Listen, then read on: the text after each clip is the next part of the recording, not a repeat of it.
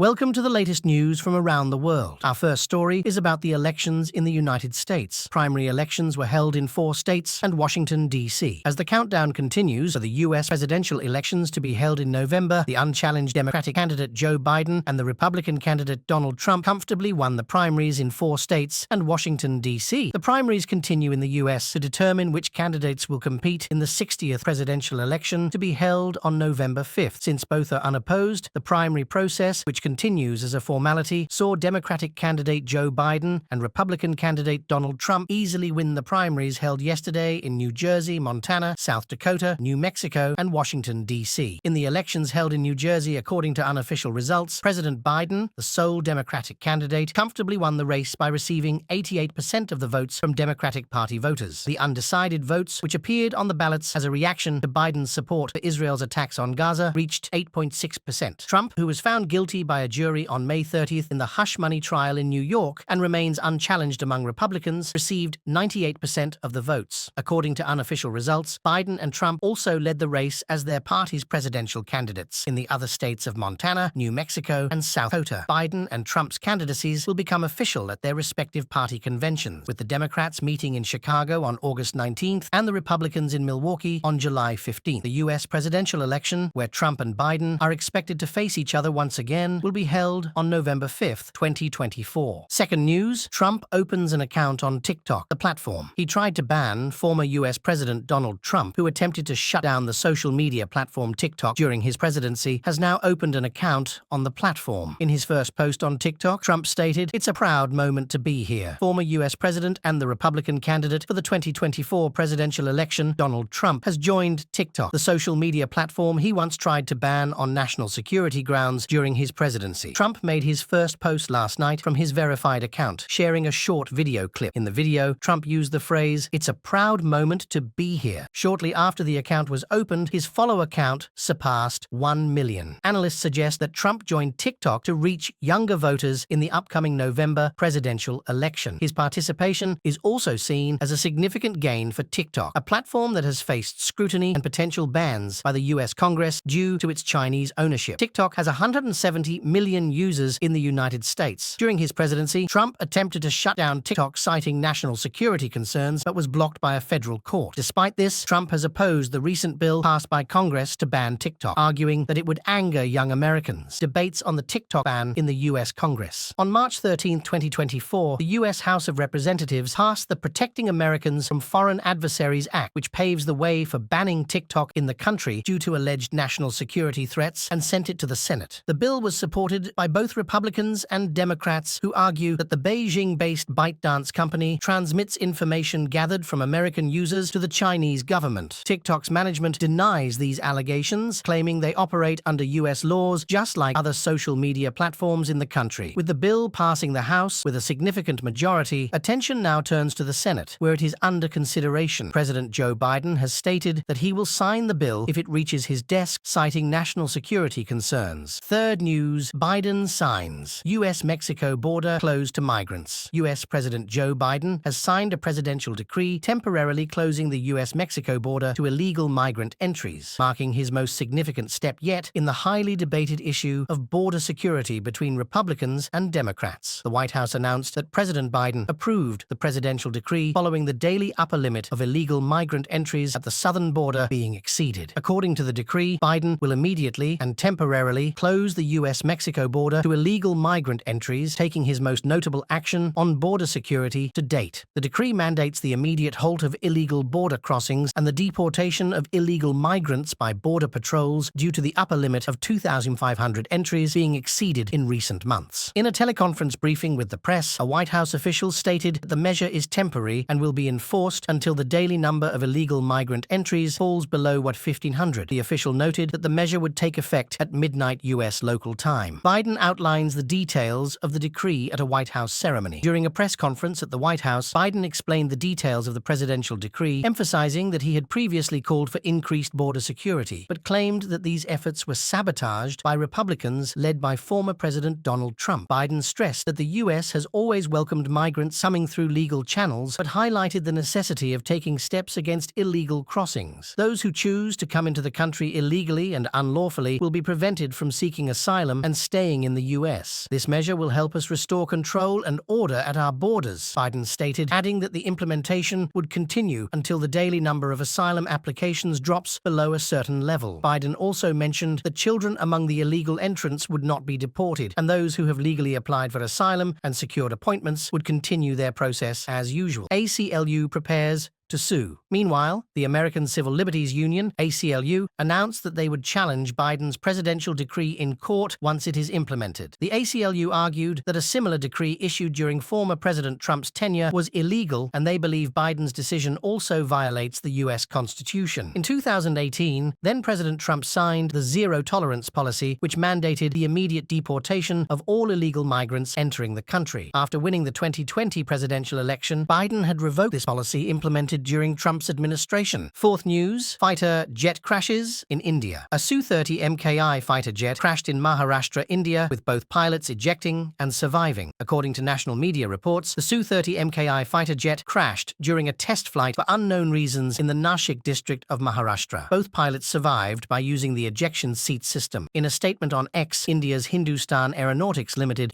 HAL, mentioned that the pilots reported a technical malfunction and that the cause of the crash would be determined following an investigation. Sources from the Indian Air Force told AA News that the fighter jet had been sent to HAL for testing and review purposes. The Su-30 MKI fighter jet is manufactured in India by HAL under a license from Russia. Fifth news, Slovenia officially recognizes the state of Palestine. Slovenia has officially recognized the state of Palestine. A post on the Slovenian government's social media platform X account stated that the opposition Slovenian Democratic Party, SDS, withdrew its referendum proposal to Parliament yesterday, just before this evening's parliamentary session. In the session attended by the members of the 90-seat parliament, 52 lawmakers voted in favor of recognizing the state of Palestine after the SDS lawmakers exited the session. Slovenian Prime Minister Robert Golob also shared on his social media account, "Today's recognition of Palestine as a sovereign and independent state sends hope to the Palestinian people in the West Bank and Gaza." Slovenia's process of recognizing Palestine SDS chairman Janez Janša had announced yesterday that they requested a referendum, arguing that the recognition decision would harm the country in the long run. Last week, the Slovenian government had considered the item on recognizing the state of Palestine during a session. After the session, Prime Minister Golob stated that they decided to recognize Palestine as an independent and sovereign state within the 1967 borders, in accordance with international law and relevant United Nations Security Council (UNSC) resolutions. Golob mentioned that they would submit this decision to Parliament and seek the support of lawmakers.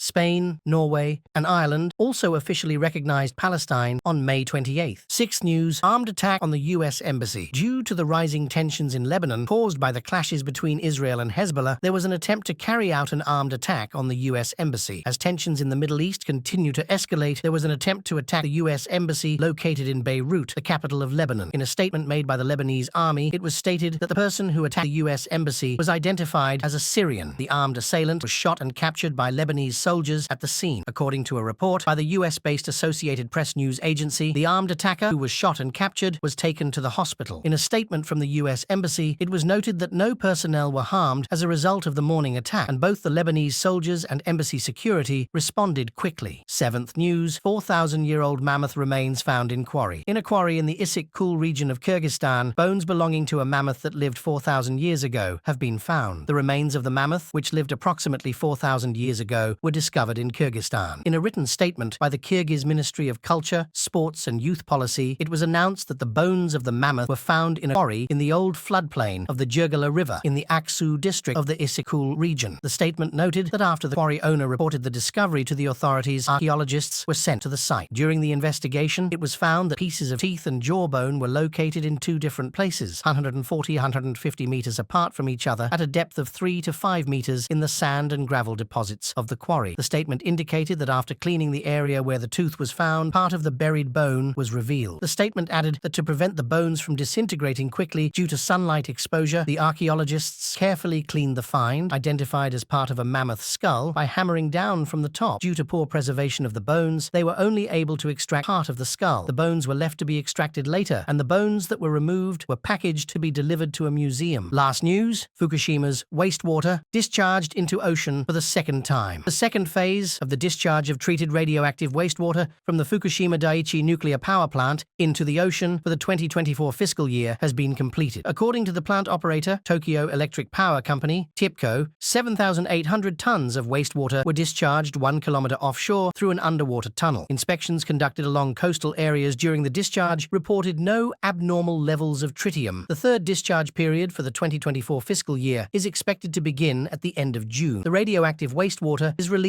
1 kilometer offshore via a tunnel constructed under the sea. Radioactive substances in the purified water used to cool the reactors at the plant are separated, except for tritium, through the Advanced Liquid Processing System (ALPS). In its final report in July 2023, the International Atomic Energy Agency (IAEA) stated that Japan's wastewater discharge plan complies with safety standards. In 2011, a 9.0 magnitude earthquake and the subsequent tsunami caused nuclear meltdowns at the plant's reactors, leading to radioactive releases into the air and the declaration of an evacuation zone around the plant. Subscribe to our channel for the latest news updates. We'd appreciate it if you comment on and like the video. Thank you.